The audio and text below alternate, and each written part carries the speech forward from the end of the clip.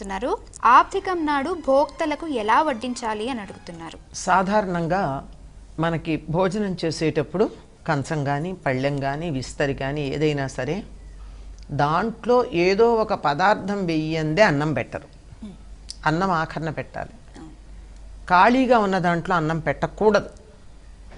ఎందుకు అంటే ఆబ్దికం నాడు అలాగే పెడతారు. కారణం ఏమిటంటే మననంతా పరిపాలన చేస్తున్నటువంటి దేవతా శక్తులు రెండు. ఒకటి దేవతలు, రెండు పితృదేవతలు. ఇద్దరిని ఆరాధించాలి. దేవతలను ఆరాధించే పద్ధతికి పితృదేవతలను ఆరాధించే పద్ధతికి కొంచెం తేడా ఉంటుంది. ఈ పితృదేవత ఆరాధనలోనే ఆబ్దికం చేసేటటువంటిది పితృ ఆరాధనలో భాగం. వారిని ఆరాధించి వాళ్ళని పిలిచినప్పుడు వాళ్ళకి నచ్చినట్టుగా పెట్టాలి. దానికి ఒక క్రమం ఉంది. ముందుగా విస్తరి శుభ్రం చేసిన తర్వాత దాంట్లో అన్నం పెడతారు. ముందు మామూలుగా అయితే పెట్టకూడదు కదా. ఆ తరువాత ఒక్కొక్క క్రమం ఉంటుంది. 3 కూరలు 3 పచ్చళ్ళు, లేదా 4 కూరలు 4 పచ్చళ్ళు అనే లెక్క ఉంటుంది వాళ్ళ సంప్రదాయాన్ని అనుసరించి. వాటిని ఒకవైపంతా కూరలు వేస్తారు, ఒకవైపంతా పచ్చళ్ళు వేస్తారు, ముందుగా పప్పు వేస్తారు. ఇక్కడ పితృదేవతలకు పెట్టేటటువంటి చోట కందిపప్పు వాడరు, పెసరపప్పు మాత్రమే వాడతారు. కందిపప్పుతో వంట చేయరు, పూర్తిగా పెసరపప్పే ఉంటుంది. తర్వాత వంటల్లో కూడా కొన్ని పదార్థాలు వాడరు. ఉదాహరణకి మనకి విదేశాల నుంచి దిగుమతి అయినటువంటి పదార్థాలు ఉన్నాయి కదా, క్యాబేజీ, కాలీఫ్లవరు, బంగాళాదుంప, టమాటా, ఇలాంటివి వాడరు. ఇవి వాడరు. ఇవి వాళ్ళకి నచ్చవు. అవి ఎవరికి భోజనం పెట్టేటప్పుడు వాళ్ళకి నచ్చింది పెట్టాలి కదా.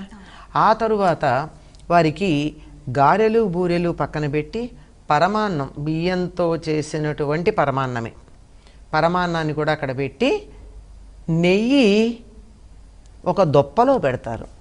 ఊరికే అభికరించడం తర్వాత నెయ్యి మామూలుగా నిమిషం అడగడం కాదు, ఒక దొప్ప నిండా నెయ్యి పెడతారు. పక్కన కొంచెం ఉప్పు, కొంచెం కాదు కొంచెం ఎక్కువే వేస్తారు. ఉప్పు అడగకూడదట వడ్డం దగ్గర. ఉప్పు తక్కువైందనుకో ఉప్పు వేయండి అని అడగకూడదు. అక్కడే ఉప్పు ఉంటుంది కనుక కలుపుకుంటారు. అలాగే కొంచెం బెల్లం ముక్క, తప్పనిసరిగా బెల్లం ముక్క కూడా పెడతారు. ఇవన్నీ పెట్టి ఆ తర్వాత అభికరిస్తారు. 2 పాత్రలతో మంచినీళ్ళు పెట్టాలి.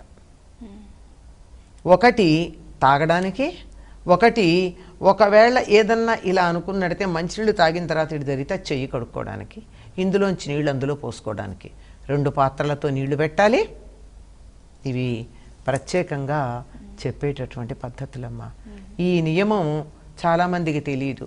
ఇళ్లల్లో కూడా మన నిత్యకృత్యంలో గబగబా కంచంలో అన్నం పెట్టేసి తర్వాత కూర అవి వేస్తాం. ఒక్క చుక్కన్న ఏదో ఒకటి ఇంత పదార్థం వెయ్యింది అన్నం పెడితే అది తద్దినన్నాడు భోక్తలకు పెట్టినట్టు. ఇది ప్రత్యేకం. దీనికోసం ఈ పద్ధతి తెలిసినటువంటి వాళ్ళు ఉండాలి. ఏ పక్కన ఏ క్రమంలో కూరలు వేయాలి, ఏ క్రమంలో పచ్చళ్ళు వేయాలి, ఏ క్రమంలో వడ్డన చెయ్యాలి అనేటటువంటిది తెలిసి ఉండాలమ్మా. ప్రతిదానికి ఒక పద్ధతి ఉంటుంది, దీనికి పద్ధతి. అమ్మ, ఈనాటి మన కార్యక్రమంలో ప్రేక్షకులు అడిగిన సందేహాలకు చక్కటి శాస్త్రీయమైన సమాధానాలను తెలియజేసినందుకు ధన్యవాదాలు.